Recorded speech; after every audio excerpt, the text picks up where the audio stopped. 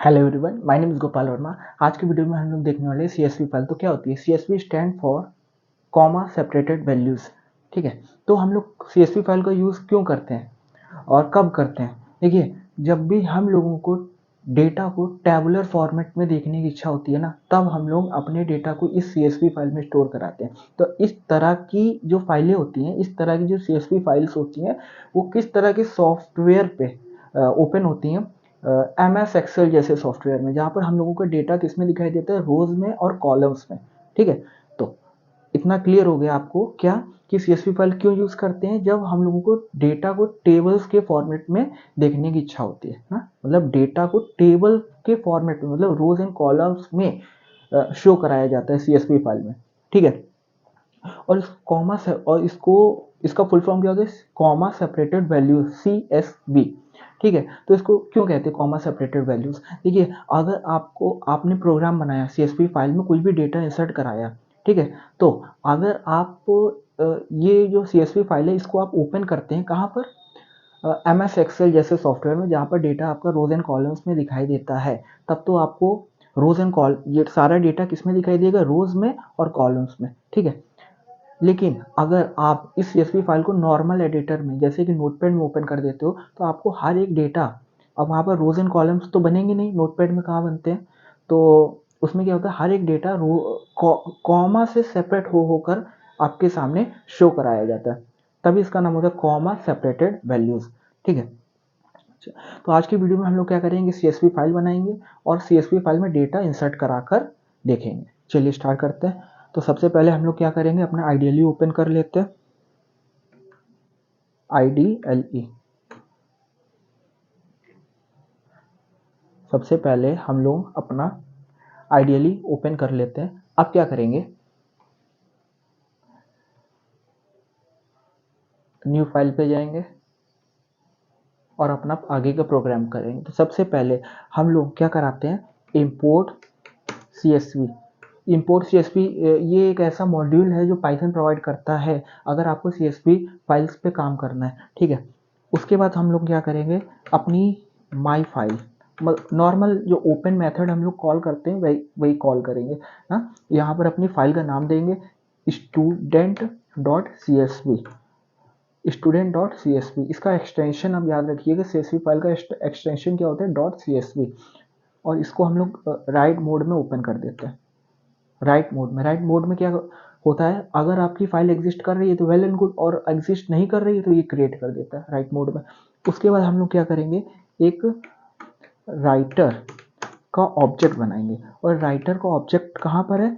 इस CSV module के अंदर है जो हम लोगों ने इंपोर्ट करा है। तो CSV dot writer, writer object बनाएंगे। कैसे बनाएंगे? राइटर मेथड को कॉल करके। राइटर मेथड किसके अंदर है? ये मॉड्यूल के अंदर है। ये जो हम लोगों ने सीएसवी मॉड्यूल इंपोर्ट कराया है इसी के अंदर है।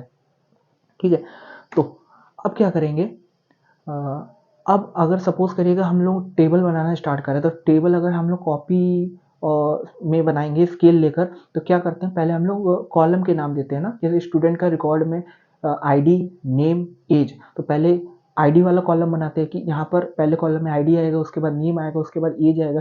तो हम लोग क्या करने जा रहे हैं, हम लोग अभी डेटा नहीं इंसर्ट करने जा रहे हैं, अभी हम लोग पर्टिकुलर कॉलम के नाम देने जा रहे हैं। ठीक है, तो आपको सीएसवी फाइल में कुछ भी लिखना है ना, तो कैसे लिखेंगे, राइटर, ये जो राइटर ऑब्जेक्ट अभी आपने बनाया ना, इसी के दो मेथड होते हैं, राइट रो और राइट रोज। कौन कौन से दो मेथड होते हैं? राइट रो, राइट रोज। इसी की हेल्प से हम लोग सीएसवी फाइल में कुछ भी राइट करते हैं ना। अभी जैसे मुझे कॉलम के नाम देने हैं ना, तो मैं क्या लिखूंगा, राइटर डॉट राइट रो, और यहाँ पर स्क्वायर ब्रैकेट लगाया, आईडी, नेम और एज। ठीक, तो अब क्या हो गया होगा, कॉलम के नाम आ गए होंगे, उसमें डेटा नहीं होगा। तो अब इसमें डेटा भी फिल कर लेते हैं। कैसे फिल कराएंगे, एक एम्प्टी लिस्ट बना लेते हैं। एम्प्टी लिस्ट का नाम होगा रिकॉर्ड, जो एम्प्टी है, इसमें कुछ भी नहीं है। ठीक है, अब एक लूप चलाएंगे, वाइल ट्रू, और यहाँ पर जो जो आपको इन्फॉर्मेशन आपकी सीएसवी फाइल में स्टोर करानी है, उसको यूजर से इनपुट ले सकते हैं आप। तो मैं ले लेता हूँ ID, input please enter ID, please enter ID. इसी तरह से हम लोग दो चीज़ें और ले लेते हैं, जस्ट वेट। आईडी, देन यहाँ पर सेकेंड लाइन में नेम इनपुट ले लेते हैं और इसमें चेंज कर देते हैं प्लीज एंटर नेम। उसके बाद हम लोग एज, स्टूडेंट की एज इनपुट ले लेते हैं, एज, और यहाँ पर चेंज कर देते हैं प्लीज एंटर एज। अब क्या करते हैं, एक इनर लिस्ट बनाते हैं, एक और लिस्ट बनाते हैं, मतलब STU_REC, मतलब स्टूडेंट के रिकॉर्ड में स्टूडेंट रिकॉर्ड नाम की एक लिस्ट बनाएंगे, उसमें ये तीनों आइटम को पास कर देंगे, आईडी, नेम और एज। तो ये आप क्या करेंगे, ये आउटर लिस्ट में इस इनर लिस्ट को अपेंड करा देंगे, STUREC, ठीक है। अब इस लूप को टर्मिनेट, ऐसे तो ये लूप इनफाइनाइट ना चला जाए, इसलिए अब हम लोग इसको टर्मिनेट करने के लिए एक चॉइस नाम का वेरिएबल यूजर से इनपुट में मांग लेंगे कि इनपुट की press N if you don't want to enter more record, कि अगर आप और रिकॉर्ड नहीं एंटर करना चाहते हो तो एन प्रेस कर दो। और इसके बाद हम लोग कंपेयर करा लेंगे, इफ़ चॉइस इक्वल टू क्या, एन। अगर यूजर ने सचमुच एन दे दिया तो क्या हो, हम लोग लूप से बाहर आ जाए, ब्रेक, ठीक है। तो ये जब तक ये लूप चलेगा, जितनी देर भी तक ये लूप चलेगा, तो मेरा रिकॉर्ड नाम की लिस्ट, यहाँ पर लिस्ट होती है पाइथन में, तो लिस्ट तैयार हो जाएगी ना, रिकॉर्ड नाम की लिस्ट पूरी तैयार हो जाएगी। अब क्या होगा, लिस्ट, इसको अगर हम लोग, मैं आपको पेंट से समझाना चाहूँ, एक मिनट मैं पेंट खोल के आपको कुछ एक्सप्लेन करने की कोशिश करता हूँ कि हुआ क्या है। बेसिकली यहाँ पर ये है कि एक हम लोगों ने बनाई है लिस्ट, इस लिस्ट के अंदर, इस लिस्ट का क्या नाम है, तो इस लिस्ट का जो नाम है वो है REC, जस्ट वेट, इस लिस्ट का जो नाम है वो है REC, ये आउटर लिस्ट है, ये एम्प्टी जो अभी हम लोगों ने बनाई थी। अब इसमें क्या हो रहा है, इसमें हम लोगों ने इनर लिस्ट रखा है, इनर लिस्ट, कई सारी इनर लिस्ट हम लोग इसमें ऐड कर सकते हैं एज अ एलिमेंट, ठीक। और इस इनर लिस्ट का क्या नाम है, इस इनर लिस्ट का नाम है, जस्ट वेट,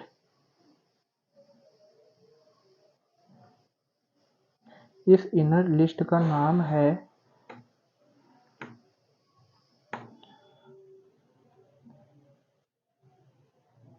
STUREC, मतलब स्टूडेंट रिकॉर्ड ना। तो जब तक ये लूप चलता रहेगा, तो इसी तरह से ये हम लोगों का, जस्ट वेट, जब तक ये लूप चलता रहेगा ना, तब तक क्या होता रहेगा, जस्ट वेट, ये स्टूडेंट रिकॉर्ड नाम की जो हम लोगों के पास क्या है,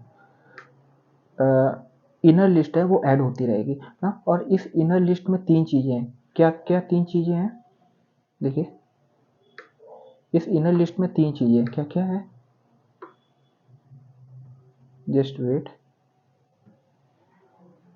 यहाँ पर आईडी है, नेम है और एज है ना। इसी तरह से जितनी भी आप, जब तक ये लूप चलता रहेगा तब तक ये स्टूडेंट के रिकॉर्ड वाली इनर लिस्ट इसमें क्या होती रहेगी, ऐड होती रहेगी, ठीक है। और जब जैसे ये लूप टर्मिनेट होगा, तो टर्मिनेट होने के बाद क्या होगा, ये रिकॉर्ड नाम की जो आउटर लिस्ट है, ये डेटा के साथ आपकी पूरी तरह से रेडी हो चुकी होगी, ठीक है। अब हम लोगों को क्या करना है, अब हम लोगों को एक लूप और चलाएंगे, और उसमें क्या होगा, हर एक बार पहले जब एक बार लूप चलेगा तो ये वाला इनर लिस्ट मेरी CSV फाइल में राइट करेंगे, उसके बाद ये वाला, उसके बाद ये वाला, इस तरह से काम होता रहेगा। तो कैसे करेंगे,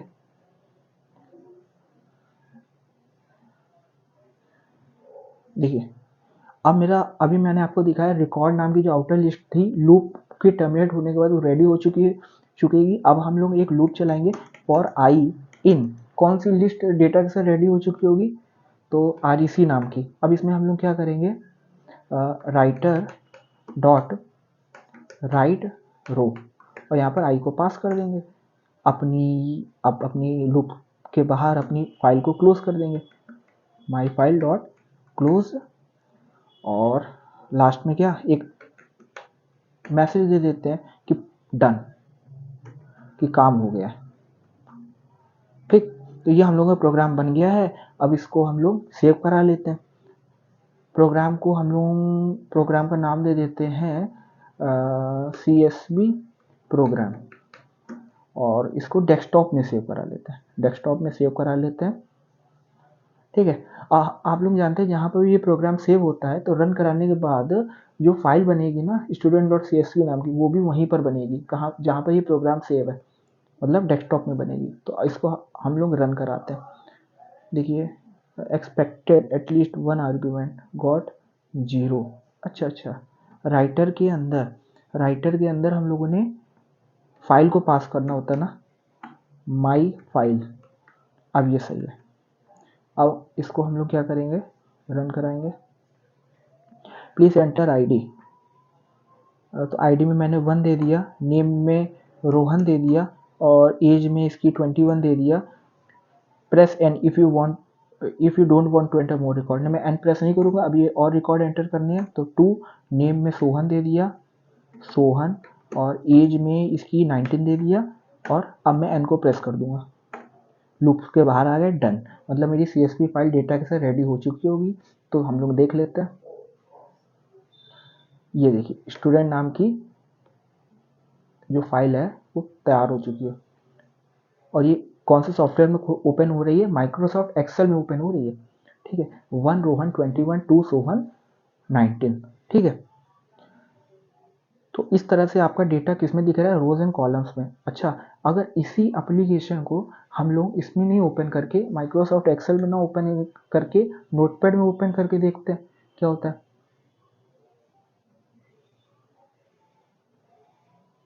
ये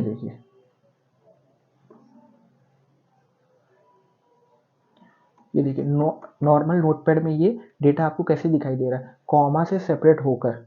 अब यहाँ पर रोज एंड कॉलम्स में तो डेटा नहीं दिखाई देता है नोटपैड में, तो हर एक वैल्यू कैसे सेपरेट हुई है, कॉमा से, तभी इसका नाम होता है कॉमा सेपरेटेड वैल्यूज। ठीक है, तो ये आज के प्रोग्राम में हम लोगों ने CSV फाइल में डेटा इंसर्ट करके देखा। ठीक है, और इसी की जगह आप राइट रो मैंने यूज करा है, आप राइट रोज भी यूज कर सकते हैं। राइट रोज में आप क्या करेंगे, ये लूप हटा लीजिएगा, ये फॉर लूप की कोई जरूरत नहीं है, और यहाँ पर राइट रोज करके आपकी पूरी लिस्ट यहाँ पर पास कर सकते हैं, पूरी लिस्ट पास कर सकते हैं। कहने का मतलब क्या है, आप इसको नहीं लिखना चाहते ना लिखिए, आप क्या करिए, राइटर डॉट राइट रोज, और यहाँ पर पूरी जो डेटा के साथ लिस्ट तैयार करी थी ना REC नाम की, वो पूरी लिस्ट आप पास कर दीजिए। आपका सेम आउटपुट मिलेगा जैसे अभी हम लोगों ने loop with write row use करके जो आउटपुट मिला था, वो सेम आउटपुट मिलेगा विदाउट लूप, अगर हम लोग क्या करते हैं, राइट रोज को यूज करते हैं। ठीक है, तो आई होप आज का वीडियो आपको समझ में आया है। हम लोगों ने CSV फाइल में डेटा इंसर्ट कराकर देखा है ना। तो मिलते हैं अगले वीडियो में कुछ और इंपॉर्टेंट टॉपिक्स के साथ। Till then, thank you and good luck.